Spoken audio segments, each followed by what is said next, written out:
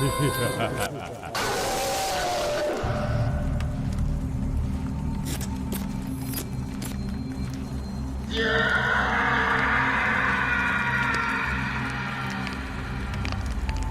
اللہ الرحمن الرحیم اور السلام علیکم۔ تمام نیو ویڈیو اپڈیٹس کے لیے میرے چینل لائبریری بوائز کو سبسکرائب کر کے بیل نوٹیفیکیشن کو آن کر دیں تاکہ میری آنے والی تمام ویڈیوز کی اپڈیٹس آپ تک بر وقت پہنچ سکیں۔ ویڈیو شروع کرنے سے پہلے آپ سے التماس ہے کہ اس ویڈیو کو لائک کرنا، کمنٹ کرنا اور شیئر کرنا مت بھولیے گا۔ تو ویورز، آئیے چلتے ہیں ناول بچھو کی نیکسٹ ایپیسوڈ کی طرف۔ ساحل عمر نے اماں کی طرف گردن گھما کر دیکھا اور ہنستے ہوئے بولا، اماں تم بندھی ہوئی کیا غضب کی لگ رہی ہو۔ ساحل، تمہیں مذاق سوجا ہے؟ ادھر میرا دل بیٹھا جا رہا ہے، اماں نے پریشان لہجے میں کہا۔ خدا کا شکر ادا کرو اماں کہ وہ ہمارے منہ میں کپڑا ٹھونس کر نہیں گئے، ورنہ بات کرنے سے بھی ترس جاتے۔ پھر ایک مہربانی انہوں نے اور کی کہ باہر کا گیٹ کھلا چھوڑ گئے ہیں، ورنہ ان کے لیے گیٹ اندر سے بند کر کے دیوار پھلانگ جانا کوئی مشکل کام نہ تھا۔ اماں، یہ کس قدر پیارے ڈاکو تھے، میرا خیال ہے کہ باذوق بھی تھے، تبھی صرف ایک پینٹنگ لے کر چلے گئے۔ ہیں اماں؟ ساحل عمر نے اماں سے تصدیق چاہی۔ ساحل، آخر تم اس قدر کیوں بول رہے ہو؟ اماں اس صدمے سے ابھی سنبھل نہ پائی تھیں، وہ خاموش رہ کر اپنے حواس بحال کرنا چاہتی تھیں۔ اماں، ابھی تو صبح ہونے میں کئی گھنٹے باقی ہیں، اس طرح خاموشی میں کس طرح رات کٹے گی؟ اچھا اماں، یوں کرو، کوئی اچھا سا لطیفہ سناؤ۔ اماں نے جواب میں اسے گھور کر دیکھا۔ کوئی بات نہیں اماں، تمہیں اگر کوئی لطیفہ یاد نہیں تو کیا ہوا، مجھے سینکڑوں لطیفے آتے ہیں، میں تمہیں سناتا ہوں۔ ساحل عمر نے ان کے گھورنے کی پرواہ نہ کی اور وہ اپنی دھن میں بولتا رہا۔ ایک شیر لنچ میں پورا ہرن کھانے کے بعد جنگل میں کیلولے کے لیے کوئی اچھی سی جگہ تلاش کر رہا تھا۔ وہ جھاڑی میں چھپے دو چوہوں کے سامنے سے گزرا تو ایک چوہا بولا، چلو یار اس کو مارتے ہیں، بہت اکڑتا ہے۔ دوسرا چوہا بولا، او نہیں یار، اسے کیا مارنا، اکیلا ہے اور ہم دو ہیں۔ لطیفہ سن کر اماں بے اختیار ہنس پڑی اور پھر بولی، ساحل تم بہت شریر ہو۔ صبح ہوئی تو سب سے پہلے مرجینہ گھر میں داخل ہوئی۔ وہ صبح 7 بجے ہی کام پر آ جاتی تھی۔ گھنٹی بجانے پر گیٹ اماں کھولتی تھیں، لیکن آج تو گیٹ کھلا ہوا تھا۔ وہ اندر آئی تو اس نے گھر کا دروازہ بھی کھلا پایا۔ اس نے ادھر ادھر نظر دوڑائی مگر اسے اماں کہیں نظر نہ آئیں۔ وہ یہ سوچتی کہ آج گھر کے دروازے چوپٹ کیوں پڑے ہیں۔ گھر میں داخل ہوئی تو ڈائننگ ٹیبل کے نزدیک کرسیوں پر اماں اور ساحل عمر کو بندھا پایا۔ وہ دونوں کو ہونکوں کی طرح دیکھنے لگی۔ ہیں؟ او اماں، مرجینہ آ گئی، ساحل عمر نے خوش ہو کر کہا۔ مرجینہ جلدی کرو، ہمیں کھولو، اماں جلدی سے بولی۔ ہائے یہ کیا ہوا؟ مرجینہ فوراً ساحل عمر کی طرف لپکی۔ پہلے اماں کو کھولو، ساحل عمر نے ملائم لہجے میں کہا۔ مرجینہ نے جلدی جلدی اماں کو کھولا، پھر وہ ساحل عمر کی طرف بڑھی۔ جب وہ اس کی رسیاں کھول رہی تھی تو ساحل عمر بولا، مرجینہ کیا تم جانتی ہو کہ تاریخ اپنے آپ کو دہراتی ہے؟ صاحب جی، مجھے نہیں معلوم کہ آج کیا تاریخ ہے، دن معلوم ہے، آج جمعرات ہے، وہ اپنی دھن میں بولی۔ تمہیں تاریخ نہیں معلوم تو کوئی بات نہیں، مجھے تاریخ کا پتہ ہے، میں تمہیں بتاتا ہوں، میری بات غور سے سنو۔ ایک زمانے میں مرجینہ نے 40 چوروں سے علی بابا کی جان بچائی تھی۔ کیا عجیب اتفاق ہے کہ آج کی مرجینہ نے پھر ایک مرتبہ علی بابا یعنی ساحل عمر کی جان بچائی۔ یہ اور بات ہے کہ ڈاکو کب کے گھر سے جا چکے ہیں۔ ساحل عمر نے بیٹھے بیٹھے اپنے ہاتھ پاؤں ہلائے جو بندھے بندھے اکڑ گئے تھے۔ ڈاکو؟ صاحب جی، کیا یہاں ڈاکو آئے تھے؟ مرجینہ کی آنکھیں پھٹ گئیں۔ ہاں آئے تھے، اور وہ تمہارا پوچھ رہے تھے، کہہ رہے تھے کہ مرجینہ کہاں ہے، ہم نے اس سے اپنے آباء و اجداد کا بدلہ لینا ہے۔ ساحل عمر نے ہنس کر کہا، صاحب جی یہ آپ کیا کہہ رہے ہیں، میری کچھ سمجھ میں نہیں آ رہا۔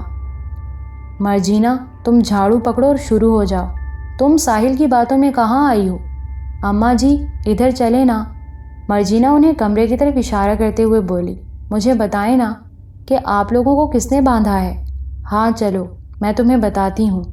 اماں اپنا جسم سہلاتی ہوئی اس کے ساتھ ہو لی اور وہ اسی کرسی پر بیٹھا انہیں جاتا ہوا دیکھ کر مسکراتا رہا۔ ناشتہ کرنے کے بعد اس نے اپنے دونوں دوستوں کو فون کیا، انہیں اس انوکھی ڈکیتی کی خبر سنائی۔ مسعود آفاقی نے کہا کہ اخبار میں خبر لگواؤ، کہ پولیس میں رپورٹ درج کراؤ۔ ساحل عمر ان دونوں باتوں کے حق میں نہ تھا۔ اس کا خیال تھا کہ جو ہونا تھا وہ ہو چکا، سانپ نکل چکا ہے، اب اس کی لکیر پیٹنے سے کیا فائدہ۔ لیکن اس کے دوستوں کے آگے ایک نہ چلی، وہ دونوں اس کے گھر آ گئے۔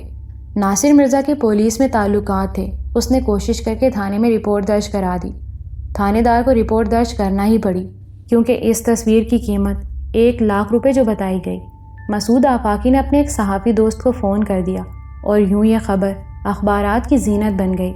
ادھر یہ کارروائی ہوئی تو ادھر ڈاکوؤں کے چیف نے رات 3 بجے ٹیلی فون پر واسم کو اطلاع دی۔ واسم تصویر کے قبضے میں آ جانے پر بہت خوش ہوا۔ اس نے فوراً برکھا کا نمبر گھمایا۔ برکھا کچھ دیر پہلے ہی سوئی تھی۔ وہ 2:30 بجے تک اپنے پسندیدہ کمرے میں بیٹھ کر جاب کرتی رہی تھی۔ جاب سے فارغ ہو کر وہ نہائی اور پھر اپنے بیڈ روم میں آ گئی۔ پھر وہ جلد ہی سو گئی۔ اسے امید نہیں تھی کہ واسم رات ہی کو اسے فون کرے گا۔ ٹیلی فون سائڈ ٹیبل پر رکھا تھا، اس کی بیل ہو رہی تھی اور برکھا گہری نیند میں ہونے کی وجہ سے اسے سن نہیں رہی تھی۔ 5ویں بیل پر اچانک اس کی آنکھ کھل گئی۔ ٹیلی فون کی گھنٹی کی آواز سن کر اس پر جھنجھلاہٹ طاری ہو گئی۔ اس وقت کس منحوس کا ٹیلی فون آ گیا؟ اس نے غصے سے ریسیور اٹھا کر جھلائے ہوئے انداز میں کہا، کون؟ برکھا جی، میں ہوں، واسم۔ واسم نے اس کی جھلاہٹ کو محسوس کر لیا تھا۔ وہ فوراً بولا، اس وقت ٹیلی فون کرنے کی معافی چاہتا ہوں۔ اچھا تم ہو؟ برکھا واسم کی آواز پہچان کر نرم لہجے میں بولی، ہاں بولو، کیسے فون کیا؟ برکھا جی، آپ کا کام ہو گیا ہے۔ اس نے خوشخبری سنائی۔ سچ؟ برکھا خوشی سے اچھل پڑی۔ ہاں برکھا جی، بالکل سچ۔ کہاں ہے وہ؟ برکھا نے بےتابی سے کہا۔ طارق روڈ کے ایک مکان میں، واسم نے بتایا۔ اچھا ایسا کرو، اسے کل دوپہر تک اپنے گھر میں منتقل کر لو، میں کل شام کو کسی وقت تمہارے گھر آ جاؤں گی۔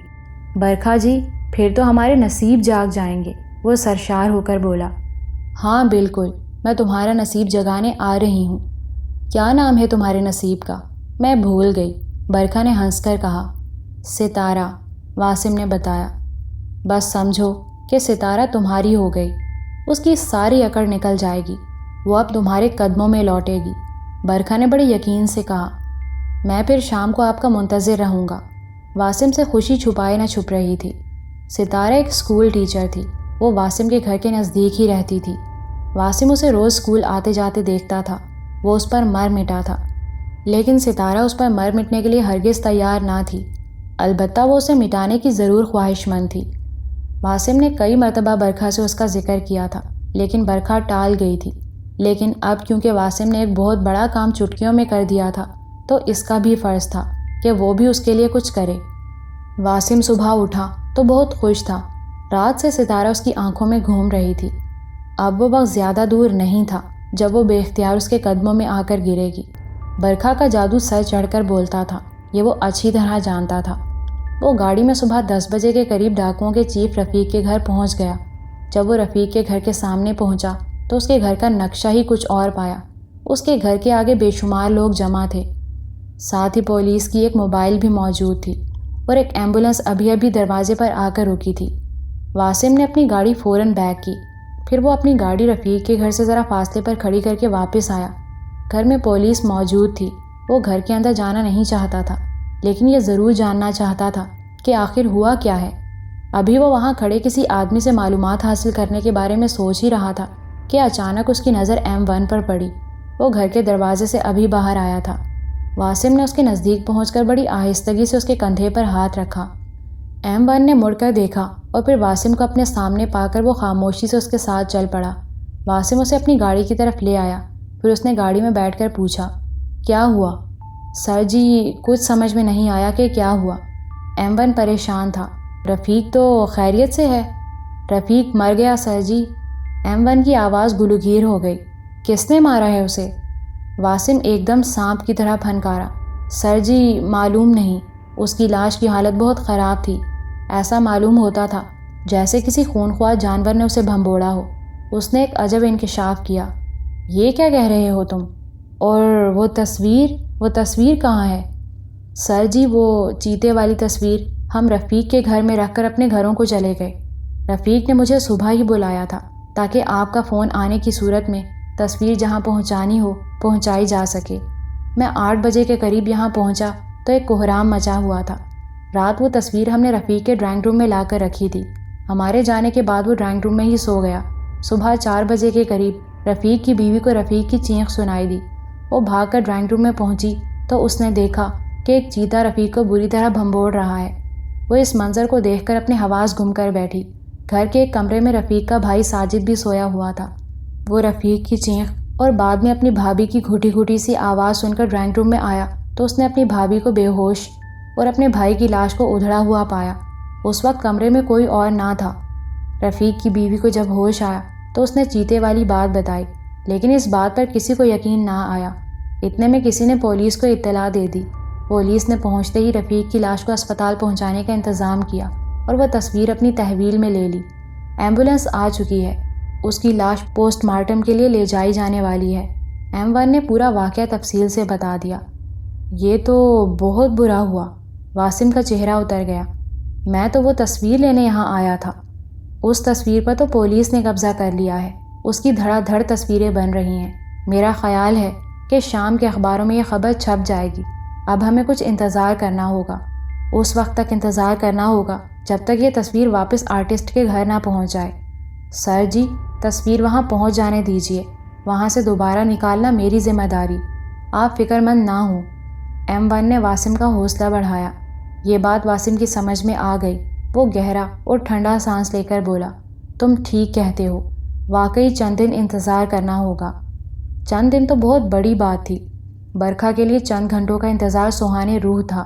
جب اسے معلوم ہوا کہ تہکال کی پینٹنگ اس کے ہاتھ آتے آتے ہاتھ سے نکل گئی ہے تو وہ تل ملا کر رہ گئی۔ اس کے سوا وہ کچھ کر نہیں سکتی تھی۔ واسم کے جانے کے بعد وہ اپنے کمرے میں کسی بپھری ہوئی شیرنی کی طرح ٹہل رہی تھی۔ ورشا اپنی ماں کی پریشانی کو اچھی طرح سمجھتی تھی۔ وہ اسے کچھ دیر بے قراری سے ٹہلتا ہوا دیکھتی رہی۔ بالآخر اس سے بولے بنا رہا نہ گیا۔ ممی، آخر آپ بھوکی شیرنی کی طرح کب تک ٹہلیں گی؟ ورشا، تمہیں اندازہ نہیں ہے کہ کیا ہو گیا ہے۔ میں آپ کی پریشانی کو سمجھتی ہوں ممی، چند دن کی بات اور ہے، وہ پینٹنگ پھر آپ کے سامنے ہوگی، اس قدر پریشان نہ ہوں، ورشا نے تسلی دی۔ پریشان کیسے نہ ہوں ورشا، بنا بنایا کام بگڑ گیا۔ کیا کام بگڑ گیا ممی؟ تو نہیں جانتی کہ تہکال کا خاتمہ کس قدر ضروری ہے۔ ہاں ممی، آپ ٹھیک کہتی ہیں۔ جب یہ خبر اخبار میں آئے گی تو اس بات پر کوئی یقین نہ کرے گا کہ رفیق کو کسی تصویر کے چیتے نے بھنبوڑ ڈالا ہوگا، لیکن ممی، میں اس بات پر پورا یقین کرتی ہوں کیونکہ میں نے خود اسے تصویر سے باہر نکلتے ہوئے دیکھا ہے۔ وہ مجھے دیکھتے ہی جھپٹا تھا۔ ممی، وہ بے حد خطرناک چیز ہے، آپ اس پر کیسے قابو پائیں گی؟ میرا تو خیال ہے ممی کہ آپ اس کا خیال دل سے نکال دیں۔ ورشا نے اپنی ماں کو سمجھانے کی کوشش کی۔ نہیں ورشا، اب وہ میرے ہاتھوں سے نہیں بچ سکے گا۔ اس نے ہمارا ایک آدمی مار دیا ہے، اب میں اسے مار کر ہی دم لوں گی۔ ویسے بھی اب اسے مارے بغیر چارہ نہیں۔ ساحل عمر تک پہنچنے کے لیے اس کا خاتمہ ضروری ہے۔ جب تک وہ نہیں مرے گا میں اپنے مشن میں کامیاب نہیں ہو سکوں گی۔ میں مانا کو کس طرح پاؤں گی؟ مانا کو حاصل کرنا میری زندگی کا مشن ہے۔ برکھا کے دل میں آگ بھڑک رہی تھی۔ مانا کیا ہے؟ ورشا نے پوچھا۔ مانا مستقل زندگی کا پرمٹ ہے، برکھا نے اسے جدید لفظوں میں بتایا۔ گویا آپ کی زندگی آپ کے ہاتھ میں ہوگی۔ ورشا نے جیسے تصدیق چاہی۔ نہ صرف زندگی ہاتھ میں ہوگی بلکہ بہت کچھ اپنے اختیار میں آ جائے گا۔ برکھا خواب دیکھ رہی تھی۔ اور یہ زندگی، یہ اختیار آپ کو ساحل عمر کی وجہ سے حاصل ہوگا؟ ورشا نے سوال کیا۔ ہاں ورشا، ساحل عمر وہ سیڑھی ہے جس کے ذریعے میں مانا تک پہنچوں گی۔ تہکال کے بعد آپ ساحل عمر کی بھینٹ لیں گی؟ ہاں، برکھا نے کہا۔ پھر اچانک اسے کچھ خیال آیا۔ اس نے ورشا سے پوچھا، تمہیں کیا پریشانی ہے؟ مجھے؟ نہیں ممی، مجھے کیا پریشانی ہوگی؟ ورشا نے کھوئے ہوئے لہجے میں کہا۔ برکھا آخر ورشا کی ماں تھی۔ اس نے اپنی بیٹی کے لہجے میں کوئی خاص بات محسوس کی۔ اپنا شک رفع کرنے کے لیے اس نے براہ راست سوال کیا، ورشا، کہیں تو سچ مچ تو اس سے محبت نہیں کرنے لگی؟ ارے نہیں ممی، ورشا نے فوراً تردید کی۔ تردید کرنے کے بعد اسے یوں محسوس ہوا جیسے اس نے جھوٹ بولا ہو، اپنے آپ سے، اپنی ممی سے۔ ہاں ورشا، اس بات کا خیال رکھنا کہ ساحل عمر میرا قیدی ہے، اس کی زندگی، اس کی روح میری ہے۔ برکھا نے بدلے ہوئے تیوروں کے ساتھ کہا، میرے لیے ہے۔ جی ممی، ورشا نے گردن جھکا کر کہا۔ ساحل عمر گردن جھکائے کسی غیر مرئی نقطے پر نظر جمائے تہکال کی تصویر کے بارے میں سوچ رہا تھا۔ اماں آتے جاتے کئی بار اسے سوچ میں غرق بیٹھا دیکھ چکی تھیں۔ وہ اس کے دکھ کو سمجھتی تھیں، لیکن اس کے لیے کر کچھ نہیں سکتی تھیں۔ اگر انہیں تصویریں بنانا آتا تو وہ کب کی تہکال کی پینٹنگ بنانے بیٹھ گئی ہوتی۔ اماں نے ساحل عمر کے لیے چائے بنائی اور بڑے پیار سے بولی، لو بیٹا، چائے پی لو۔ اماں کے مخاطب کرنے پر اس نے انہیں خالی خالی نظروں سے دیکھا، پھر چائے کا کپ لے کر بولا، لاؤ اماں۔ بیٹا، تم تصویر کی وجہ سے پریشان ہو؟ اماں، میں نے اس پر بہت محنت کی تھی، دکھ یہ ہے کہ میری محنت ضائع ہو گئی۔ وہ دکھ سے بولا، کچھ ضائع نہیں ہوا، اللہ تمہیں زندگی دے، ایسی تم 360 تصویریں بنا کر پھینک دو گے۔ اسی وقت ٹیلی فون کی گھنٹی بجی۔ ساحل عمر کا اٹھنے کا موڈ نہ تھا۔ اس نے اماں کی طرف دیکھا۔ اماں یہ کہتے ہوئے فوراً اٹھ گئی، اچھا میں دیکھتی ہوں۔ ٹیلی فون بیڈ روم میں تھا اور ساحل عمر اس وقت لاؤنج میں بیٹھا ہوا تھا۔ اماں نے ٹیلی فون ریسیو کر کے وہیں سے آواز لگائی، مسعود صاحب کا فون ہے۔ مسعود کا نام سن کر وہ چائے کا کپ اٹھائے اندر آ گیا۔ کپ اس نے سائڈ ٹیبل پر رکھا اور ریسیور تھامتے ہوئے بولا، جی جناب۔ یار، ایک زبردست خبر ہے تمہاری پینٹنگ کے بارے میں۔ مسعود چمکتے ہوئے بولا، ہیں؟ ساحل عمر نے خوش ہو کر کہا، مل گئی؟ نہ صرف پینٹنگ برآمد ہو گئی ہے، بلکہ اس تصویر کے چرانے والے کو سزا بھی دے دی ہے۔ بھائی، وہ اپنے دوست ہیں نا نیوز ایڈیٹر اشفاق صاحب، ان کا فون آیا تھا۔ ان کے اخبار کو خبر موصول ہوئی ہے۔ میں تمہاری پینٹنگ کے بارے میں ان سے خبر لگوا چکا تھا۔ انہوں نے خبر موصول ہوتے ہی مجھے فون کر دیا۔ تم تیار ہو جاؤ تو تھانے چل کر پینٹنگ وصول کر لیتے ہیں۔ تمہاری پینٹنگ اس وقت پولیس کی تحویل میں ہے، مسعود آفاقی نے بتایا۔ یار، پوری بات تو بتاؤ۔ تفصیل میں تمہارے گھر پہنچ کر بتاتا ہوں، مسعود آفاقی نے کہا۔ تم یوں کرو، ذرا ناصر مرزا کو فون کر لو، وہ آ جائے تو اچھا ہے۔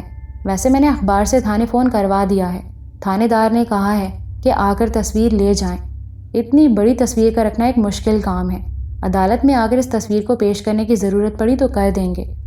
ساحل عمر نے مسعود کا فون منقطع ہوتے ہی ناصر مرزا کو ملایا۔ اس نے کہا کہ میں گھر آنے کے بجائے تھانے پہنچتا ہوں اور ایس ایچ او کو اوپر سے فون بھی کروا دیتا ہوں۔ تصویر ملنے کی روداد بڑی حیرت میں ڈالنے والی تھی۔ پولیس کی سمجھ میں نہیں آ رہا تھا کہ رفیق کی لاش کے ساتھ کیا ماجرا ہوا ہے۔ ایس ایچ او سے پوری روداد سننے کے بعد ساحل عمر کے اندر ایک سناٹا چھا گیا تھا۔ اسے یقین ہو گیا تھا کہ یہ ساری کارروائی تہکال کی ہے۔ ورشا نے جب اس تصویر کو دیکھا تھا تو وہ یوں ہی خوفزدہ نہیں ہو گئی تھی۔ تہکال اسے دیکھ کر باقاعدہ جھپٹا تھا اور وہ تصویر سے باہر نکل آیا تھا۔ بہرحال تصویر مل گئی اور صحیح سلامت تھی۔ تصویر اٹھانے والا بندہ چل بسا تھا۔ یہ تصویر اس نے کیوں اٹھائی تھی، اس کے پیچھے کیا مقاصد تھے، یہ راز مرنے والا اپنے ساتھ لے گیا۔ جب وہ لوگ تہکال کی پینٹنگ لے جانے لگے تو ناصر مرزا نے ایک تجویز پیش کی، ساحل، کیا یہ تصویر تم اپنے گھر لے جاؤ گے؟ تو اور کیا؟ اس نے غیر یقینی انداز میں ناصر مرزا کو دیکھا۔ میرا خیال ہے تم اس تصویر کو اپنے گھر مت لے جاؤ، کہیں یہ تصویر اٹھانے وہ لوگ پھر نہ آ جائیں۔ ہاں یار، ناصر ٹھیک کہہ رہے ہیں، مسعود نے اس تجویز کی تائید کی۔ ابھی یہ تصویر خطرے میں ہے، پھر کیا کرنا چاہیے؟ ساحل عمر نے سوال کیا۔ اسے میں اپنے گھر لے جاتا ہوں، ناصر مرزا نے کہا۔ اس تصویر کو دیکھ کر میرے دماغ میں لال بتی سی جلی ہے، ہو سکتا ہے یہ میرا وہم ہو، بہرحال تصدیق بھی ہو جائے گی اور اس کی حفاظت بھی۔ اور بھائی ساحل، تجھ سے میں دست بستہ عرض کروں گا، اللہ کے واسطے اب یہ تصویریں بنانا چھوڑ دو، ورنہ تم کسی دن خود چل بسو گے۔ مسعود آفاقی نے اس کے آگے ہاتھ جوڑے۔ نہیں ساحل، ایسا کیوں نہیں کرتے؟ اس مرتبہ ہاتھ ہی پر تباہ آزمائی کرو۔ ناصر نے مذاق کیا۔ مرزا صاحب، اگر ہاتھی باہر نکل کر آ گیا تو اسے پالے گا کون؟ مسعود بولا۔ کسی سرکس والے کو فروخت کر دیں گے، ناصر مرزا نے ہنس کر کہا۔ اچھا مرزا صاحب، پہلے تو اس چیتے کو سنبھالیں، اس کے لیے کوئی چڑیا گھر دیکھیں، مسعود نے تصویر کی طرف دیکھ کر کہا۔ یہ ایک عجیب و غریب واقعہ تھا۔ شام کے اخبارات کئی دن تک چیختے رہے۔ شام کے اخباروں کے لیے ایک بہترین موضوع تھا۔ طرح طرح کی کہانیاں چھاپی جاتی رہیں، قیاس آرائیاں کی جاتی رہیں، ساحل عمر کے گھر فون کالز کا تانتا بند گیا، اس کی تصویریں چھپتی رہیں، بیان اور انٹرویو لیے گئے۔ پوسٹ مارٹم کی رپورٹ نے مزید سنسنی پھیلا دی۔ ڈاکٹروں کی رائے میں یہ کسی انسان کا کام نہ تھا، اور یہ بات کوئی ماننے کے لیے تیار نہ تھا کہ یہ کام تصویر کے چیتے نے انجام دیا ہے۔ رفیق کو کس نے مارا، یہ بات تو خیر معمہ رہی، لیکن کوئی یہ بھی نہ جان سکا کہ اس پینٹنگ کو ساحل عمر کے گھر سے کن لوگوں نے اٹھایا اور اس تصویر کو چرانے کا مقصد کیا تھا۔ 2-4 دن یہ معاملہ چلا، پھر سب ٹھنڈے ہو کر بیٹھ گئے، اخبار والے بھی اور پولیس والے بھی۔ وہ پینٹنگ اب ناصر مرزا کے گھر میں تھی اور وہاں گل کھلا رہی تھی۔ ناصر مرزا نے اس پینٹنگ کو اپنے کمرے میں پڑی بڑی میز پر رکھ لیا تھا۔ یہ پینٹنگ اسے بہت پسند آ گئی تھی۔ اس کا خیال تھا کہ اگر بازغر اس تصویر کو لینے نہ آیا تو وہ اسے ساحل عمر سے مانگ لے گا اور اسے فریم کروا کر اپنے بیڈ روم میں لگوائے گا۔ یہ کمرہ اسٹڈی روم تھا، کبھی کبھی وہ اس کمرے میں سو بھی جاتا تھا۔ اس رات بھی یہی ہوا کہ وہ پڑھتے پڑھتے وہیں قالین پر سو گیا۔ رات کو کسی وقت اس کی آنکھ کھلی تو اس نے اپنا ہاتھ نرم بالوں پر رکھا محسوس کیا۔ یہ ایک ایسا احساس تھا جس نے ناصر مرزا کے حواس کو فوراً چوکنا کر دیا۔ وہ تیزی سے اٹھا، اس نے لائٹ آن کی اور پھر قالین پر اس جگہ نظر ڈالی جہاں وہ سو رہا تھا، لیکن وہاں کوئی چیز نہ تھی۔ پھر اس نے تصویر کو دیکھا۔ تصویر میں چیتا اپنی جگہ جھونکا تو موجود تھا۔ ناصر مرزا کچھ سوچتا ہوا اس کمرے سے نکل آیا۔ اس نے دروازے کو باہر سے لاک کر دیا اور اپنے بیڈ روم میں آ کر سو گیا۔ اسٹڈی روم اور بیڈ روم کا باتھ روم ایک ہی تھا، البتہ دروازے 2 تھے جو دونوں کمروں میں کھلتے تھے۔ صبح کے نزدیک ناصر مرزا کی ایک مرتبہ پھر آنکھ کھلی۔ وہ اٹھ کر باتھ روم گیا۔ باتھ روم میں اس نے کچھ کھڑبڑ کی آواز سنی۔ ایسا محسوس ہو رہا تھا جیسے کوئی جانور کمرے میں ٹہل رہا ہو۔ یہ احساس جسم میں سنسنی پھیلانے والا تھا۔ ناصر مرزا نے چاہا کہ باتھ روم کا دروازہ کھول کر اندر کمرے میں جھانک لے، لیکن اس کا حوصلہ جواب دے گیا۔ اس نے سوچا جو ہوگا صبح دیکھا جائے گا۔ اب کمرے میں جانا کسی خطرے کا موجب بھی ہو سکتا تھا۔ صبح اٹھ کر اس نے آہستہ سے باتھ روم کا دروازہ کھولا اور اس میں تھوڑی درز پیدا کر کے اندر جھانک کر دیکھا۔ سامنے ہی میز تھی، تصویر کا کچھ حصہ نظر آ رہا تھا، چیتا وہاں موجود تھا۔ تب ناصر مرزا نے باتھ روم کا دروازہ کھول دیا اور اسٹڈی روم میں داخل ہوا۔ اسٹڈی روم کی تمام چیزیں الٹی پلٹی پڑی تھیں، کوئی ڈیکوریشن پیس اپنی جگہ موجود نہ تھا، سب اوندھے سیدھے پڑے تھے۔ لگتا تھا کہ کمرے میں کسی نے خوب اتھل پتھل مچائی ہے۔ ساحل عمر کا خیال تھا کہ تہکال کی پینٹنگ کی اخبارات کے ذریعے اس قدر شہرت ہو گئی ہے کہ بازغر کو اس سے رابطہ کر لینا چاہیے۔ اسے بازغر کے ٹیلی فون کا شدت سے انتظار تھا، لیکن وہ کچھ اس طرح گیا تھا کہ اس کا کوئی پتہ نشان نہیں مل رہا تھا۔ انتظار کے باوجود بازغر کا ٹیلی فون نہ آیا، البتہ ناصر مرزا کا آ گیا۔ او بھائی، مجھے کس مصیبت میں پھنسا دیا؟ ساحل عمر کے ریسیور اٹھاتے ہی ناصر مرزا بولا۔ کیا ہو گیا؟ خیریت تو ہے؟ ساحل عمر فکر مند لہجے میں بولا۔ جواب میں ناصر مرزا نے ساری رودات سنائی کہ وہ آج اسٹڈی روم میں سو گیا تھا تو اس نے اپنا ہاتھ کسی بالوں بھرے جسم پر رکھا ہوا محسوس کیا۔ پھر بند کمرے میں جو دھما چوکڑی مچی اس کا حال سنایا۔ پھر اب کیا کرنا چاہیے؟ ساری کہانی سن کر ساحل عمر نے کہا، میری خود کچھ سمجھ میں نہیں آ رہا۔ ناصر مرزا نے سنجیدگی سے کہا، اس تصویر کا گھر میں رکھنا ٹھیک نہیں ہے۔ ویسے آج رات میں ایک تجربہ کرنا چاہتا ہوں، دیکھو کیا ہوتا ہے۔ بھائی کیا کرنا چاہتے ہو؟ ذرا ہاتھ پاؤں بچا کے، ساحل عمر نے تنبیہ کی۔ بے فکر رہو، ناصر مرزا نے پر یقین لہجے میں کہا۔ اچھا، اب میں کل صبح تم سے بات کروں گا، رات جو کچھ ہوگا اس کی رپورٹ صبح دوں گا، اوکے؟ اوکے، ساحل عمر نے کہا اور ریسیور رکھ دیا۔ رات کو ساحل عمر دیر تک جاگتا رہا، سوچتا رہا۔ وہ ان دونوں تصویروں کو بنا کر خواہ مخواہ مصیبت میں پھنس گیا تھا۔ اب آئندہ اس نے طے کر لیا تھا کہ وہ کوئی پینٹنگ نہیں بنائے گا۔ ایسی تصویریں بنانے کا کیا فائدہ جو جی کا جنجال بن جائیں۔ سوچتے سوچتے جانے کب اس کی آنکھ لگ گئی۔ پھر جانے کیا ہوا کہ سوتے سوتے اس کی اچانک آنکھ کھل گئی۔ اس کے کانوں میں کوئی آواز آ رہی تھی۔ جب اس نے غور سے سنا تو اسے یوں محسوس ہوا جیسے کوئی نزدیک ہی سسکیوں سے رو رہا ہے۔ یہ بڑا جان لیوا احساس تھا۔ اس کے کمرے میں آخر کون رو رہا ہے؟ یہ کس کی نسوانی آواز تھی؟ وہ گھبرا کر اٹھ کر بیٹھ گیا۔ پہلے اس نے سائڈ ٹیبل پر رکھا ٹیبل لیمپ جلایا۔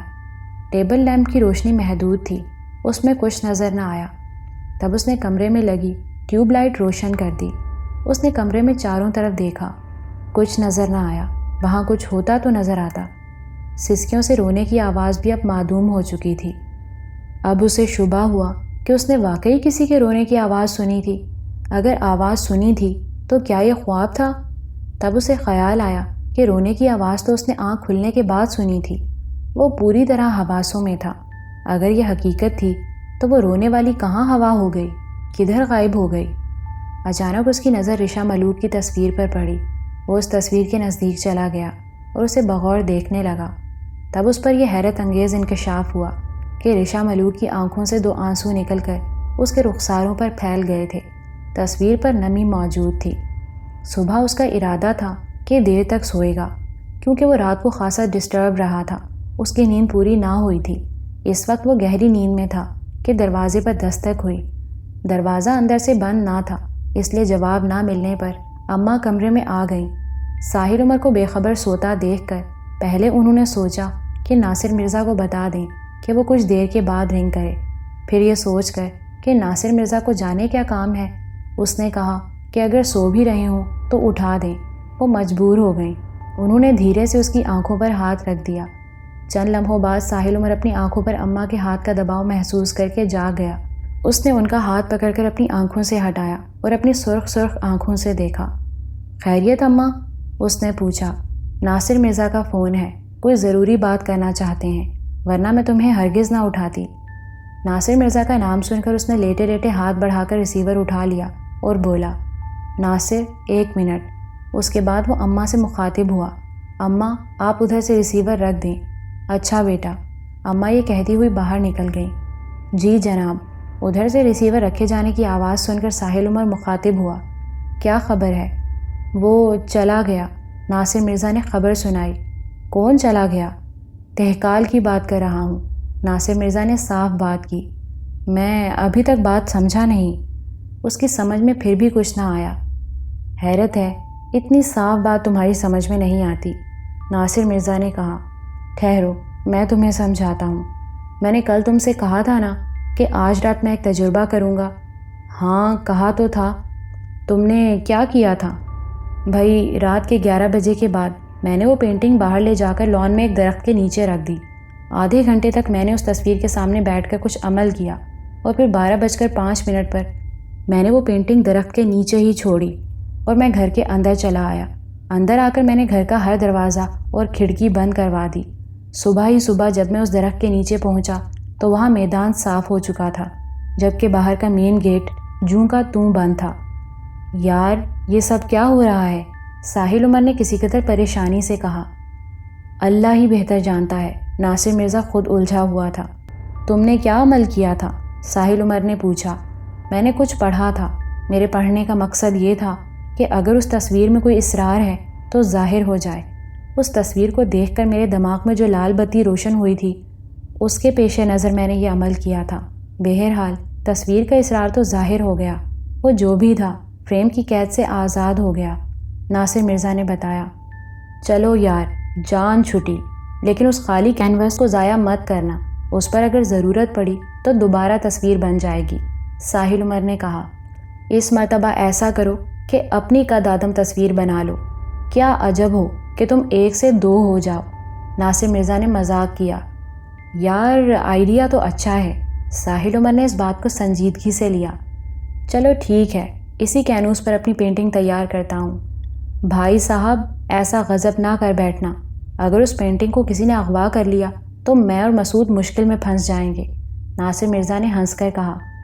رات کو ادھر بھی ایک عجیب واقعہ رونما ہوا ہے، ساحل عمر نے موضوع بدلا۔ وہ کیا؟ ناصر مرزا نے پوچھا۔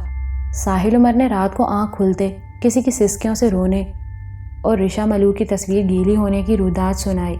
یہ رودات سناتے سناتے اس کی نظر رشا ملوک کی تصویر پر پڑی۔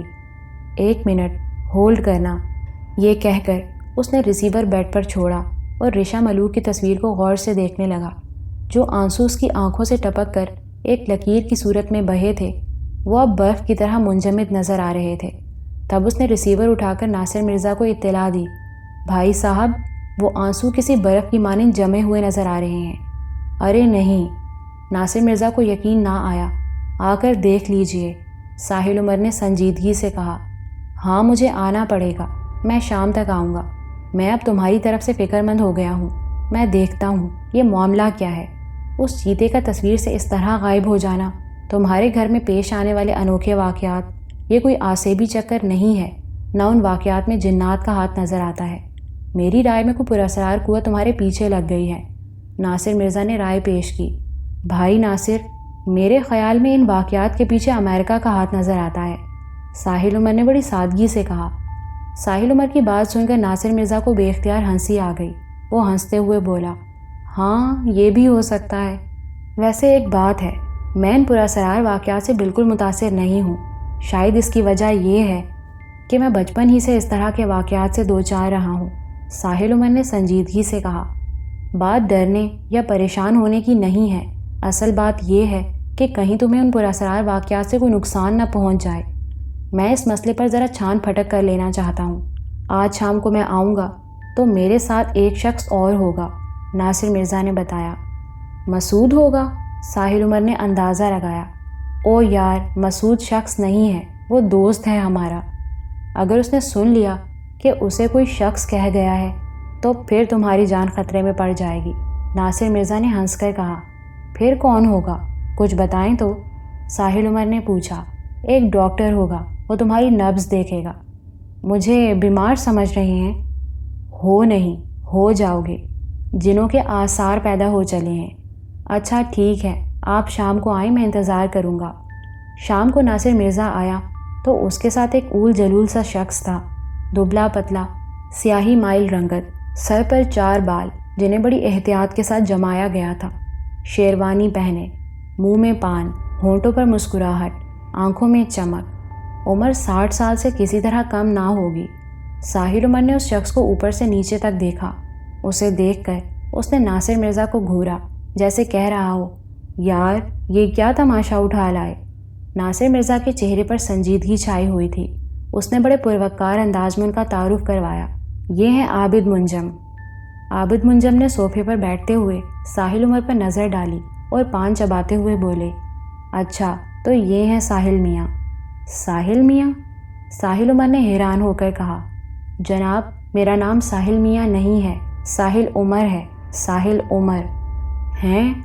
اچھا، تو ساحل عمر صاحب ذرا ایک کام کیجئے، مجھے کاغذ پر اپنی والدہ محترمہ کا نام اور اپنی تاریخ پیدائش لکھ کر دیجئے۔ اگر ولادت کا وقت معلوم ہو تو وہ بھی لکھ دیجئے۔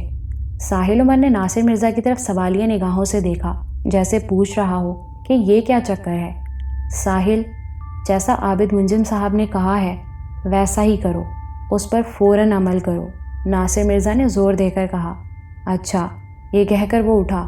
ڈرائنگ روم میں تو کاغذ قلم نہ تھا۔ وہ اندر گیا، ایک کاغذ پر اس نے مطلوبہ معلومات درج کیں اور ڈرائنگ روم میں واپس آ گیا، اور وہ کاغذ اس نے عابد منجم کی طرح بڑھا دیا۔ کاغذ لیتے ہوئے اچانک عابد منجم کی نظر انگوٹھی پر گئی۔ اس انگوٹھی کو دیکھ کر وہ ذرا چونکے اور بولے، ساحل میاں؟ اوہ، میرا مطلب ہے ساحل صاحب، ذرا آپ مجھے یہ انگوٹھی دکھانا پسند کریں گے؟ ساحل عمر نے دوبارہ اپنا ہاتھ آگے بڑھا دیا۔ یہ لیجئے، دیکھ لیجئے، زحمت نہ ہو تو ذرا مجھے اتار کر دے دیں، عابد منجم نے بڑے شائستہ لہجے میں کہا۔ تب اچانک ہی اسے ورشا کی بات یاد آئی۔ اس نے انگوٹھی پہناتے ہوئے کہا تھا کہ اسے اتارنا مت ورنہ نقصان اٹھاؤ گے۔ وہ ہچکچاہٹ کا شکار ہو گیا۔ ساحل، انگوٹھی اتار کر دے دو، ناصر مرزا نے ہدایت کی۔ ارے یہ کوئی خاص انگوٹھی معلوم ہوتی ہے، کیا کسی نے دی ہے؟ عابد منجم نے پوچھا۔ اس سے پہلے کہ ساحل عمر کوئی جواب دیتا، ناصر مرزا بول پڑا، جی عابد صاحب، یہ بڑی خاص انگوٹھی ہے، ان کی ایک دوست نے دی ہے۔ اچھا، تبھی اس کو اتارنے سے ہچکچا رہے ہیں۔ خیر، اس انگوٹھی کو میں ابھی دیکھتا ہوں، پہلے ذرا یہ کاغذ دیکھ لوں۔ یہ کہہ کر عابد منجم نے اپنی شیروانی کی جیب سے بال پوائنٹ نکالا اور اسی کاغذ پر کچھ حساب کتاب کرنے لگے۔ جوں وہ حساب کرتے جاتے تھے، ان کی پیشانی پر بل پڑتے جاتے تھے۔ ناصر مرزا ان کے چہرے کو بغور دیکھ رہا تھا۔ کاغذ پر حساب کتاب چھوڑ کر اچانک انہوں نے نظریں اٹھائیں اور ساحل عمر سے بولے، یہ انگوٹھی آپ نے کب سے پہنی ہوئی ہے؟ میرا خیال ہے 15-16 دن ہوئے ہوں گے۔ دن، تاریخ اور وقت بتائیے۔ ساحل عمر سوچ میں پڑ گیا، اسے فوراً ہی کچھ یاد نہ آیا۔ ساحل صاحب، اپنے ذہن پر زور ڈالیے، یہ بتانا بہت ضروری ہے، عابد منجم نے کہا۔ ساحل تمہیں وقت کا تو کچھ اندازہ ہوگا؟ ہاں بس اٹھتے ہوئے اس نے یہ انگوٹھی دی تھی، میرا خیال ہے 10:30 بجے کا وقت ہوگا۔ 10:30 بجے رات؟ عابد منجم نے تصدیق چاہی۔ جی، ساحل عمر نے کہا۔ تاریخ کیا تھی؟ عابد منجم نے پوچھا۔ ساحل عمر سوچنے لگا۔ میرے اندازے کے مطابق اسے 13 تاریخ ہونا چاہیے اور دن جمعرات۔ عابد منجم نے اپنا خیال ظاہر کیا۔ جی، آپ کا اندازہ صحیح ہے، وہ جمعرات کی رات تھی۔ ساحل عمر نے تصدیق کی۔ عابد منجم نے پھر بال پوائنٹ سنبھال لیا اور کاغذ پر مختلف ذائچے بناتے رہے۔ جب کاغذ بھر گیا تو اسے پلٹ لیا اور 7 منٹ تک وہ اس حساب کتاب میں مصروف رہے۔ ایک مرتبہ انہوں نے اپنی جیب سے سفید رومال نکال کر اپنی پیشانی کا پسینہ پوچھا، جبکہ ڈرائنگ روم میں ایئر کنڈیشنر چل رہا تھا۔ وہ اس اثنا میں پان چبانا بھی بھول گئے تھے۔ پھر انہوں نے بال پوائنٹ بند کر کے جیب میں لگایا اور کاغذ بند کر کے مٹھی میں دبایا اور ایک نظر ناصر مرزا کی طرف دیکھا۔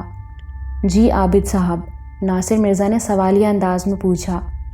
جہاں انہوں نے بیٹھ کر وہ دونوں تصویریں بنائی ہیں وہ جگہ دیکھنا چاہتا ہوں، عابد منجم نے ناصر مرزا سے مخاطب ہو کر کہا۔ جی ضرور، ساحل عمر نے براہ راست جواب دیا اور فوراً کھڑا ہو گیا۔ آئیے تشریف لائیے۔ پھر وہ تینوں اسٹوڈیو میں داخل ہوئے، پہلے ساحل عمر، اس کے بعد ناصر مرزا اور سب سے آخر میں عابد منجم۔ ساحل عمر نے اندر پہنچ کر کہا، یہ ہے میرا آرٹ روم، آپ اسے جائے واردات سمجھ لیں۔ کمرے میں اس وقت کوئی پینٹنگ نہ تھی، رنگ، برش، فریم، بورڈ اور انگریزی رسالے، بس اس طرح کی چیزیں تھیں۔ عابد منجم کمرے کے عین وسط میں کھڑے ہو گئے اور پھر انہوں نے سیدھا ہاتھ بلند کر کے مٹھی بند کی اور شہادت کی انگلی کھول لی اور پھر منہ میں کچھ پڑھتے ہوئے چاروں طرف گھوم گئے۔ اس کے بعد انہوں نے اپنا ہاتھ نیچے کر لیا اور ناصر مرزا سے مخاطب ہو کر بولے، فی الحال یہ کمرہ صاف ہے، ذرا اس لڑکی کی تصویر اور دیکھ لیجئے جس کی پیشانی پر ساحل عمر نے بچھو بنا دیا تھا۔ ہاں دکھائیے۔ ساحل عمر ان دونوں کو اپنے بیڈ روم میں لے آیا۔ اس تصویر کو دیکھ کر عابد منجم کو سکتہ سا ہو گیا۔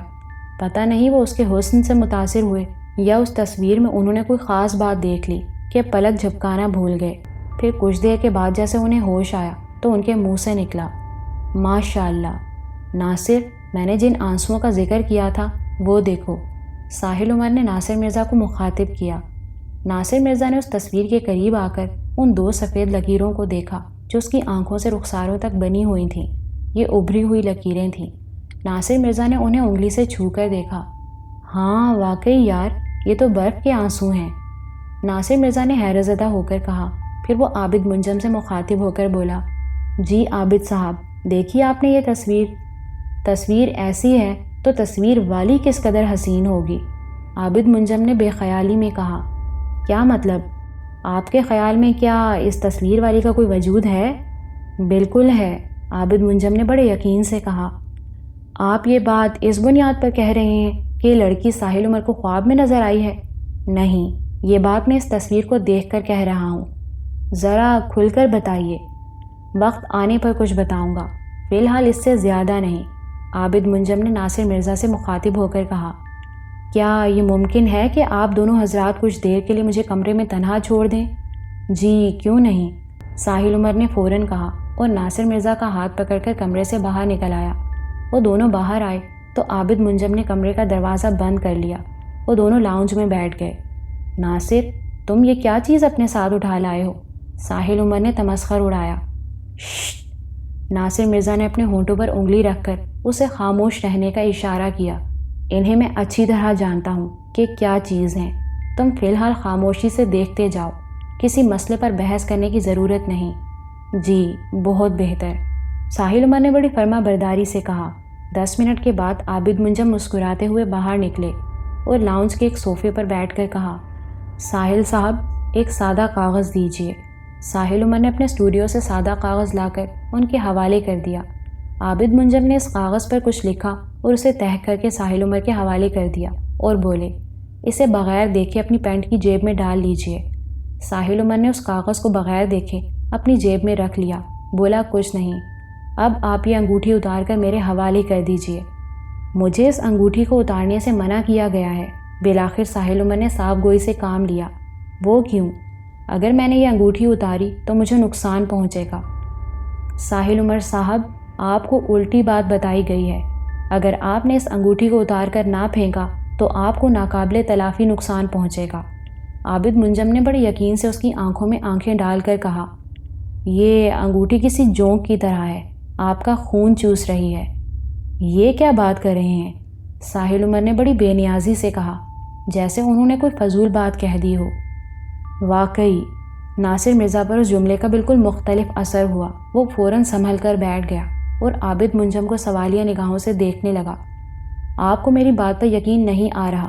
ایسا کیجئے، ایک شیشے کے گلاس میں پانی بھر کر لے آئیے، میں آپ کو اس انگوٹھی کی اصل حقیقت ابھی دکھائی دیتا ہوں۔ ساحل، پانی لاؤ، ناصر مرزا نے تنبیہ لہجے میں کہا۔ ساحل عمر نے شیشے کے ایک گلاس میں پانی لا کر عابد منجم کے ہاتھ میں تھما دیا۔ وہ گلاس لے کر عابد منجم نے شیشے کی میز پر رکھ دیا اور ساحل عمر سے مخاطب ہو کر کہا، چند منٹ کے لیے انگوٹھی اتار کر مجھے دے دیں۔ چند منٹ کا سن کر ساحل عمر نے وہ انگوٹھی اتار کر عابد منجم کے حوالے کر دی۔ عابد منجم نے اس انگوٹھی کو بغور دیکھا اور پھر کچھ پڑھنا شروع کیا۔ دیکھتے ہی دیکھتے اس انگوٹھی کا پتھر جو کالے رنگ کا تھا اپنا رنگ بدلنے لگا۔ پہلے وہ سرخی مائل ہوا، پھر وہ بالکل سرخ ہو گیا۔ ساحل عمر اور ناصر مرزا دونوں دم بخود ہو کر اس انگوٹھی کو دیکھ رہے تھے۔ اچانک عابد منجم نے وہ انگوٹھی پانی سے بھرے گلاس میں ڈال دی۔ پانی میں جاتے ہی اس انگوٹھی کے پتھر سے ایک سرخ رنگ کی دھار سی پھوٹی۔ دیکھتے ہی دیکھتے پورے گلاس کا پانی سرخ ہو گیا۔ ساحل صاحب، آپ نے دیکھا یہ گلاس میں کیا ہے؟ عابد منجم نے سوال کیا۔ ساحل عمر نے کچھ بولنے کی کوشش کی لیکن اس سے بولا نہ گیا، وہ دم بخود رہ گیا تھا۔ یہ آپ کا خون ہے۔ یہ انگوٹھی آپ کا خون جونک بن کر چوس رہی تھی۔ ایک وقت ایسا آتا کہ آپ کے بدن میں ایک قطرہ خون بھی نہ رہتا۔ اس کے بعد یہ انگوٹھی آپ سے لے لی جاتی اور آپ کی روح پر کسی اور کا قبضہ ہوتا۔ آپ نہیں جانتے کہ آپ کن خطرناک لوگوں میں پھنس گئے ہیں۔ آپ طاغوتی طاقتوں کے فریب میں آ گئے ہیں۔ طاغوتی طاقتیں؟ ساحل عمر نے سوالیہ انداز میں کہا، لیکن یہ انگوٹھی تو مجھے ورشا نے دی ہے، اور ورشا کو اس کی ماں نے دی تھی۔ وہ بہت اچھے لوگ ہیں۔ ساحل عمر صاحب، کیا آپ ورشا کی ماں سے ملے ہیں؟ عابد منجم نے پوچھا۔ نہیں، ابھی تک تو نہیں، ساحل عمر نے بتایا۔ مل لیجئے گا، وہ ٹھیک 15 منٹ بعد یہاں ہوگی۔ آپ نے اپنی جیب میں جو کاغذ رکھا ہے اسے نکال کر پڑھیے۔ عابد منجم نے مزید حیران کرنے والی بات کہی۔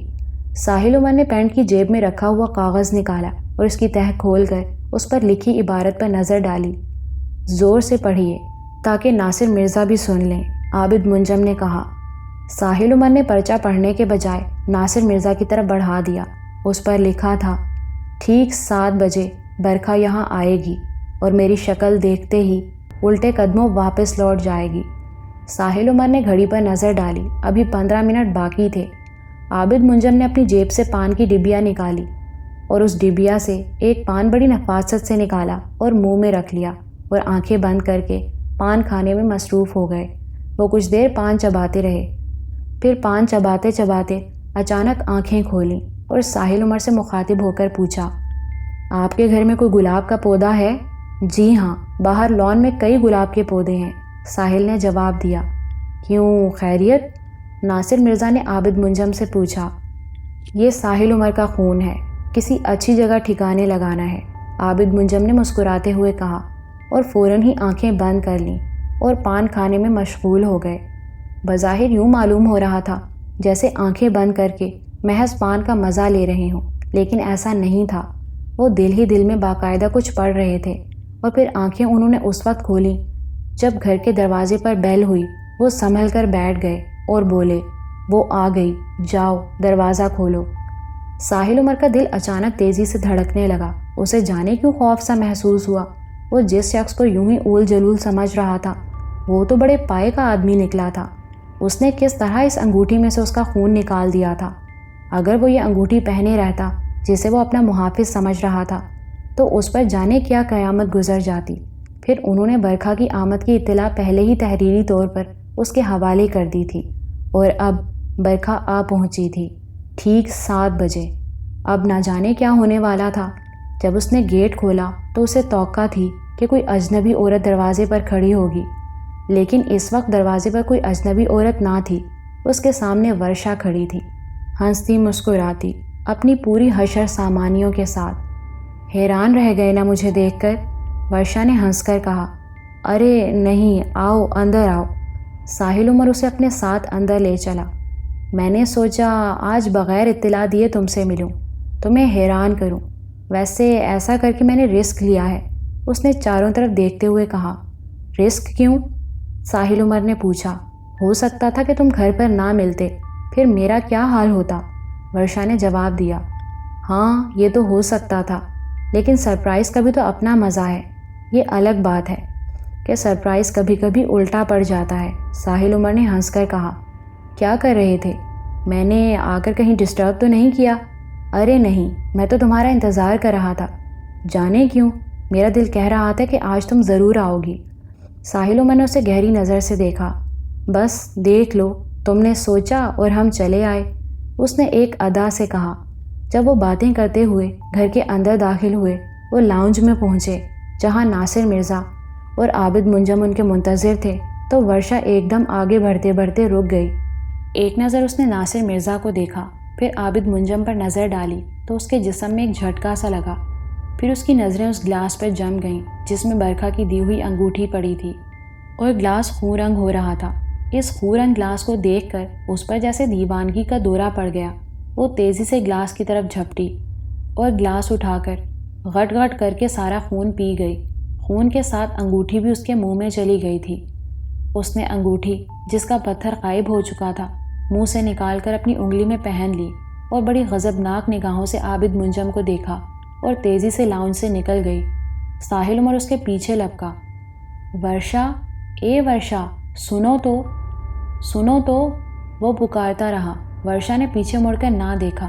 وہ بہت تیزی سے دوڑتی ہوئی گیٹ سے نکل گئی، اور جب ساحل عمر گیٹ پر پہنچا تو وہ اپنی گاڑی سٹارٹ کر چکی تھی. وہ اس کی گاڑی کی طرف لپکا، لیکن گاڑی تک پہنچنے سے پہلے ہی وہ اپنی گاڑی آگے بڑھا چکی تھی. ساحل عمر جب گھر میں واپس آیا تو عابد منجم سر تھامے بیٹھے تھے. ساحل عمر نے اشارے سے ناصر مرزا سے پوچھا کیا ہوا، لیکن ناصر مرزا نے کوئی جواب نہ دیا. وہ ایک ٹک عابد منجم کو دیکھے گیا.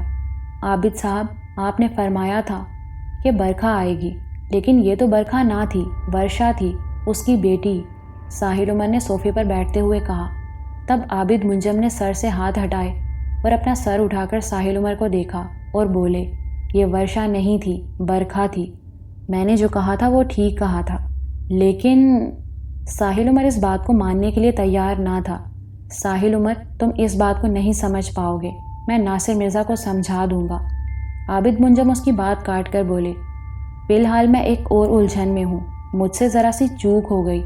میں اس خون کو اس کے آنے سے پہلے پودے میں ڈلوا دیتا تو اچھا ہوتا. وہ تمہارا خون پی گئی. اگر وہ ورشا ہوتی تو ہرگز ایسا نہ کرتی. خیر کوئی بات نہیں، میں نے اسے دیکھ لیا، یہ ایک اچھی بات ہو گئی. ساحل، تم ذرا دیکھو چائے کس مرحلے میں ہے. ناصر مرزا نے اسے آنکھ سے باہر جانے کا اشارہ کیا. اچھا دیکھتا ہوں. ساحل عمر اس کا اشارہ سمجھ کر فوراً اٹھ گیا. ہاں عابد صاحب، کون تھی یہ برکھا تھی، ورشا کے جسم میں، عابد منجم نے بتایا. اوہ، اس قدر خطرناک عورت ہے. ناصر مرزا نے ان کی بات سمجھ کر تشویش کا اظہار کیا. مجھے تو اپنے دوست کی فکر پڑ گئی. تشویش کی بات یقیناً ہے. ساحل عمر کی حفاظت کے لیے کچھ انتظام کرنا ہوگا. آپ کریں، اس کام میں ذرا بھی دیر نہ کریں. مجھے ساحل بہت عزیز ہے. ناصر مرزا بولا. ہاں بہت پیارا لڑکا ہے، میں اس کے لیے کچھ کرتا ہوں. فی الحال اس کو یہ ہدایت کرو کہ ورشا سے نہ ملے. ٹھیک ہے، کہہ دوں گا، ناصر مرزا نے کہا. چائے تیار ہے، ساحل عمر نے اندر آ کر کہا. آئیے عابد صاحب. ناصر مرزا عابد منجم سے مخاطب ہو کر بولا. چل کر چائے پیتے ہیں. پھر وہ تینوں ڈائننگ ٹیبل پر آ کر بیٹھ گئے اور کھانے پینے میں مشغول ہو گئے. دوسرے دن ناصر مرزا اپنی فیکٹری کے دفتر میں بیٹھا مسعود آفاقی سے بات کر رہا تھا. وہ اسے کل کی رودات سنا رہا تھا کہ اس کا چپڑاسی رمضان کمرے میں داخل ہوا. وہ ناصر مرزا کو فون پر بات کرتے دیکھ کر ادب سے کھڑا ہو گیا. 1 منٹ ہولڈ کرنا، ناصر مرزا ریسیور پر کہہ کر رمضان سے مخاطب ہوا. ہاں کیا ہے؟ سر، کوئی خاتون آپ سے ملنے آئی ہیں، رمضان نے بڑے مؤدبانہ لہجے میں کہا. اچھا انہیں بٹھاؤ، میں بات کر لوں، پھر بلاتا ہوں، ناصر مرزا نے جواب دیا۔ کون ہے بھائی؟ مسعود آفاقی نے پوچھا۔ ملازمت کے سلسلے میں خواتین آتی رہتی ہیں، ایسی ہی کوئی ضرورت مند خاتون ہوں گی۔ اچھا تو میں تمہیں بتا رہا تھا کہ… ناصر مرزا بات کرتے کرتے رک گیا۔ ایک برقع پوش خاتون اس کے کمرے میں داخل ہو چکی تھیں اور رمضان اس عورت کو اندر آنے سے روکنے کی ناکام کوشش کر رہا تھا۔ اچھا مسعود، میں تمہیں ابھی فون کرتا ہوں، یہ خاتون بلا اجازت اندر آ گئی ہیں، ذرا ان سے نمٹ لوں، یہ کہہ کر اس نے ریسیور رکھ دیا۔ سر، میں نے انہیں بہت منع کیا کہ سر بزی ہیں، لیکن یہ نہیں مانی، زبردستی اندر آ گئیں۔ رمضان پریشان تھا۔ آپ کون ہیں خاتون؟ آپ کو باہر بیٹھ کر بلائے جانے کا انتظار کرنا چاہیے تھا۔ ناصر مرزا نے ناگواری سے کہا، میں انتظار نہیں کر سکتی۔ یہ کہہ کر اس خاتون نے نقاب الٹ دیا۔ وہ ایک 40-45 سال کی پرکشش عورت تھی۔ اس کی آنکھوں میں کوئی ایسی بات تھی کہ ناصر مرزا اس سے آنکھ نہ ملا پایا۔ جی فرمائیے، ناصر مرزا نے پوچھا۔ اس سینک سلائی سے کہہ دینا کہ ہوش میں رہے۔ جی میں آپ کی بات سمجھا نہیں، ناصر مرزا نے وضاحت چاہی۔ وہ پہلے ہی اتنا دبلا پتلا ہے، اگر میں نے زور سے پھونک مار دی تو اس کا پتہ بھی نہیں چلے گا کہ کدھر گیا۔ اس نے پھر دھمکی دی۔ آپ کس کی بات کر رہی ہیں اور آپ کون ہیں؟ ناصر مرزا نے ذرا سخت انداز میں پوچھا۔ میں عابد منجم کی بات کر رہی ہوں، اور میں برکھا ہوں۔ برکھا نے بڑے تیکھے لہجے میں جواب دیا۔ اوہ اچھا، اب میں سمجھا، آپ ہیں برکھا۔ کل تو آپ کسی اور ہی روپ میں تھیں۔ ناصر مرزا نے اس کی آنکھوں میں دیکھا، وہاں اسے شعلے بھڑکتے ہوئے نظر آئے۔ اور شکاری، تم بھی کان کھول کر سن لو، ساحل عمر کو مجھ سے کوئی نہیں چھین سکے گا۔ یہ کہہ کر وہ واپس جانے کے لیے مڑی۔ ایک بات میری بھی سنتی جاؤ۔ ناصر مرزا کو بھی غصہ آ گیا۔ میں سننے کی نہیں، سنانے کی عادی ہوں۔ میرا پیغام اس سینک سلائی کو دے دینا، وہ مجھے کوئی معمولی چیز نہ سمجھے۔ پہلے ہی قبر میں پاؤں لٹکائے بیٹھا ہے، اب اسے ایک معمولی سے دھکے کی ضرورت ہے۔ یہ کہہ کر برکھا رکی نہیں۔ اس نے ناصر مرزا کے جواب کا انتظار نہیں کیا، تیزی سے کمرے سے نکل گئی۔ ناصر مرزا اس کی اس جرأت پر ہکا بکا اسے دیکھتا رہ گیا۔ اس کے جانے کے بعد اچانک دروازے پر ناصر مرزا کی نظر پڑی۔ وہاں ایک چیز پڑی تھی جو اس کے برقعے میں سے گری تھی۔ اس کے برقعے سے جو چیز گری تھی وہ ایک ماچس کی ڈبیا تھی۔ رمضان ابھی کمرے میں موجود تھا۔ ناصر مرزا نے اس سے کہا کہ دیکھو کیا ہے اس میں۔ رمضان نے ماچس کی ڈبیا اٹھائی اور اسے کھولنے کے بجائے کان کے نزدیک لے جا کر بجائی، پھر بولا، سر 2-4 تیلیاں معلوم ہوتی ہیں، کھول کر دیکھو۔ رمضان نے ڈبیا کھولی۔ اس کا اندازہ صحیح تھا، اس میں صرف 2 تیلیاں تھیں۔ سر اس میں صرف 2 تیلیاں ہیں، رمضان نے کھلی ہوئی ماچس ناصر مرزا کی میز پر رکھتے ہوئے کہا۔ ناصر مرزا نے اس ماچس کو ہاتھ نہ لگایا، دور ہی سے نظر ڈالی اور پھر بولا، اسے بند کر کے اپنے پاس رکھ لو اور میرے لیے چائے بناؤ۔ جی سر، رمضان نے کہا اور ماچس کی ڈبیا اپنی جیب میں رکھ کر باہر نکل گیا۔ ناصر مرزا کی سمجھ میں نہ آیا کہ یہ ماچس اس کے برقعے میں سے کس طرح گری۔ آیا اس نے جان بوجھ کر گرائی کہ اتفاقی طور پر برقعے کی جیب سے نکل گئی؟ اس کا مطلب ہے کہ برکھا سگریٹ نوشی کرتی ہے، ورنہ ماچس اپنے پاس رکھنے کا کیا مطلب ہے؟ یہ بھی تو ہو سکتا ہے کہ اس ماچس میں کوئی بھید ہو، کوئی اسرار ہو۔ یہ سوچ کر اس نے فوراً عابد منجم کا نمبر گھمایا۔ سائیں، وہ آپ کی دوست آئی تھی۔ نمبر ملتے ہی ناصر مرزا نے گفتگو شروع کی۔ میری دوست؟ عابد منجم نے آواز پہچان کر کہا، پر میری دوست تم تک کیسے پہنچی؟ سائیں بڑی دھمکیاں دے کر گئی ہے، ناصر مرزا نے بتایا۔ بھائی کس کی بات کر رہے ہو؟ عابد منجم نے پوچھا۔ عابد صاحب، برکھا کی بات کر رہا ہوں، وہ ابھی ابھی یہاں سے گئی ہے۔ کیا کہہ رہی تھی؟ انہوں نے پوچھا۔ جان سے مارنے کی دھمکی دے گئی ہے، اس کے خیال میں ساحل عمر کو اس سے کوئی نہیں چھین سکتا۔ اچھا، کس روپ میں تھی؟ اپنے ہی روپ میں تھی۔ عابد صاحب، وہ 40-45 کی ایک پرکشش عورت ہے۔ اچھا، پھر تو اس سے جلد ملاقات کرنا پڑے گی۔ وہ ہنسے۔ جاتے جاتے وہ ایک کام کر گئی ہے۔ پتہ نہیں یہ کام اس نے نادانستگی میں کیا یا دانستہ۔ وہ کیا؟ اس کے جانے کے بعد ایک ماچس دروازے پر دکھائی دی جو یقیناً اس کے برقعے سے گری۔ اچھا، برقعے میں تھی وہ؟ عابد منجم نے حیرت ظاہر کی۔ نہ صرف برقعے میں تھی بلکہ بڑی دلیری سے میرے کمرے میں گھس آئی۔ ماچس میں کیا ہے؟ انہوں نے پوچھا۔ صرف 2 تیلیاں، ناصر مرزا نے بتایا۔ اس ماچس کو اپنے پاس احتیاط سے رکھو، جلانے کی کوشش نہ کرنا اور پہلی فرصت میں اسے میرے پاس بھیجو۔ عابد منجم نے ہدایت کی۔ کسے؟ برکھا کو؟ ناصر مرزا نے ہنس کر کہا۔ اے بھائی، ماچس کو، وہ بولے۔ وہ میں خود ہی لے کر حاضر ہوں گا۔ دفتر سے اٹھوں گا تو سیدھا آپ کے پاس آؤں گا۔ ٹھیک ہے، میں نے ساحل کے لیے ایک تعویذ تیار کیا ہے، وہ بھی دے دوں گا۔ ٹھیک ہے، باقی باتیں ملاقات پر۔ تم برکھا کی دھمکی کا اثر نہ لینا، میں اسے دیکھ لوں گا، انہوں نے تسلی دی۔ نہیں، ایسا ڈرنے والا نہیں ہوں میں، مجھے شکاری کہہ کر گئی ہے، پھر وہ یہ بات اچھی طرح جانتی ہوگی کہ میرا نشانہ کیسا ہے۔ اچھا، اوکے، یہ کہہ کر اس نے ریسیور رکھ دیا۔ ابھی ریسیور رکھ کر ناصر مرزا نے ایک گہرا سانس ہی لیا تھا کہ اس کا مینیجر زاہد ملک بوکھلایا ہوا کمرے میں داخل ہوا اور گھبرائے ہوئے لہجے میں بولا، سر، وہ رمضان اندھا ہو گیا۔ رمضان اندھا ہو گیا؟ ناصر مرزا فوراً کھڑا ہو گیا۔ کہاں ہے وہ؟ ناصر مرزا اپنے کمرے سے باہر نکلا۔ رمضان سامنے ہی ایک کرسی پر اپنی آنکھیں پکڑے بیٹھا تھا اور دفتر کے 2-4 لوگ اس کے گرد کھڑے تھے۔ ہوا یہ کہ جب رمضان چائے بنانے کے لیے کچن میں پہنچا تو اسے چولہا جلانے کے لیے ماچس کی ڈبیا کہیں نظر نہ آئی۔ اس نے ماچس کی تلاش سے بچنے کے لیے اپنی جیب میں ہاتھ ڈالا۔ اس ماچس کی ڈبیا میں 2 تیلیاں موجود تھیں۔ اس نے ایک تیلی نکال کر ماچس پر رگڑی۔ تیلی سے جیسے ہی شعلہ نکلا، اسے دیکھتے ہی رمضان کی آنکھیں جاتی رہیں۔ ایک دم اس کی آنکھوں کے سامنے اندھیرا چھا گیا اور وہ کچن میں گھبرا کر زمین پر بیٹھ گیا۔ ایک بندے نے اسے کچن سے اٹھا کر باہر کرسی پر بٹھایا۔ رمضان نے بتایا کہ اسے آنکھوں سے کچھ دکھائی نہیں دے رہا۔ یوں یہ اطلاع زاہد ملک نے ناصر مرزا تک پہنچائی۔ ناصر مرزا نے سب سے پہلے وہ ماچس کی ڈبیا، جس میں اب ایک تیلی موجود تھی، اپنے قبضے میں کی۔ اس کے بعد اس نے زاہد ملک کو ہدایت دی، رمضان کو میری گاڑی میں بٹھا کر فوراً اسپتال لے جاؤ۔ اس سلسلے میں جو بھی خرچہ ہوگا اسے میں برداشت کروں گا۔ زاہد ملک اسے فوراً گاڑی میں بٹھا کر اسپتال پہنچا۔ آنکھوں کے سرجن نے اس کا اچھی طرح معائنہ کیا اور معائنے کے بعد اس نے جو بات بتائی اسے سن کر زاہد ملک کا منہ کھلا رہ گیا۔ ڈاکٹر نے کہا، آپ کی آنکھیں بالکل ٹھیک ہیں۔ ڈاکٹر صاحب، یہ آپ کیا کہہ رہے ہیں؟ اسے آنکھوں سے کچھ دکھائی نہیں دے رہا۔ آپ کہہ رہے ہیں کہ اس کی آنکھیں بالکل ٹھیک ہیں؟ یہ بات میں پوری ذمہ داری سے کہہ رہا ہوں، اس کی آنکھیں پوری طرح صحت مند ہیں۔ بھلا ماچس کی تیلی جلنے سے بھی کبھی کسی کی آنکھیں ضائع ہوئی ہیں؟ اور وہ بھی دونوں؟ ڈاکٹر نے بڑے وثوق سے کہا۔ رمضان، تم نے سن لیا ڈاکٹر صاحب کیا کہہ رہے ہیں؟ ہاں، میں نے سن لیا، رمضان نے پریشان ہو کر کہا۔ خدا کی قسم زاہد صاحب، مجھے کچھ دکھائی نہیں دے رہا، میں بھلا جھوٹ کیوں بولوں گا؟ اچھا، آؤ میرے ساتھ، فون پر ناصر صاحب سے بات کرتے ہیں۔ زاہد ملک نے اس کا ہاتھ پکڑا اور آئی سرجن کے کمرے سے رمضان کو لے کر باہر آ گیا۔